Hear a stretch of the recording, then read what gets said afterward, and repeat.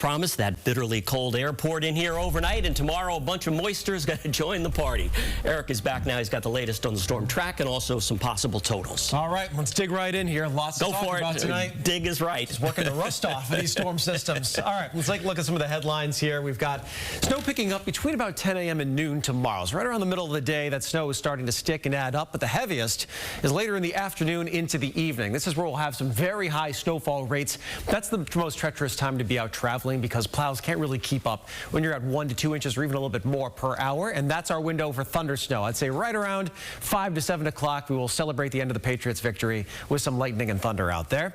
Some sleet is likely Sunday night near the south coast that will top it and make it feel a little bit heavier, harder to move around. Wind gusts will be about 25 to 45 miles per hour at the coast on Sunday night. Tonight it's from Texas across Oklahoma and Ohio, Indiana, now stretching into the Carolinas and Virginia. Snow and ice and Arctic air for almost everyone except for along the west coast and Florida, where they're mocking us as they often do during the month of January. Wind chill values, they're around the single digits to a couple degrees below. It's not as harsh as earlier this morning, but obviously a very cold night as air temperatures will be back in the lower single digits to around 0 with increasing clouds. When you wake up tomorrow morning, not quite as cold as this morning, but pretty close. And then the day itself will stay chilly until the very end, and that's when temperatures will start to rise. Our actual highs will happen at the very tail end of the day heading into tomorrow night. This is how it plays out. The cold gray morning. Here comes the snow as we head toward midday. The heaviest snowfall, some of these darker blues developing just smack dab in the middle of the Patriots game and into the evening. I would not want to be traveling during this time frame with those heavier snowfall rates. Then as we head towards, say, 11 o'clock midnight, we're going to see some ice mixing in on the coast of Connecticut, Rhode Island, and into far southeastern portions of Massachusetts. The intensity will also be starting to come down as we hit about 11 o'clock midnight tomorrow night.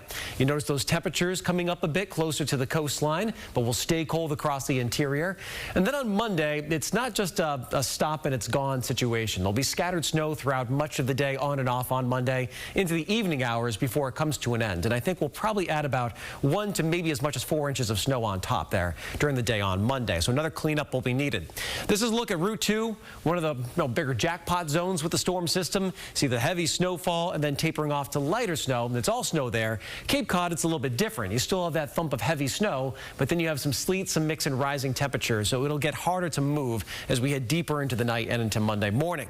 12 to 20 inches for most of the area, 6 to 12 where we do have some of that mixing. No change to the forecast there. I do think there's a chance for 2 feet to be hit in some jackpot zones, and I would say into southern New Hampshire, Essex County, maybe even Boston, and into that Route 2 corridor. And that's where we're going to have the biggest amounts. And again, staying very fluffy, powdery stuff for the interior. At the end, it does get heavier, closer to the water and the south coast. And then it's all about the cold, with highs staying below freezing across the entire 7-day. It's going to be 2 feet at my house, Eric. I can feel it.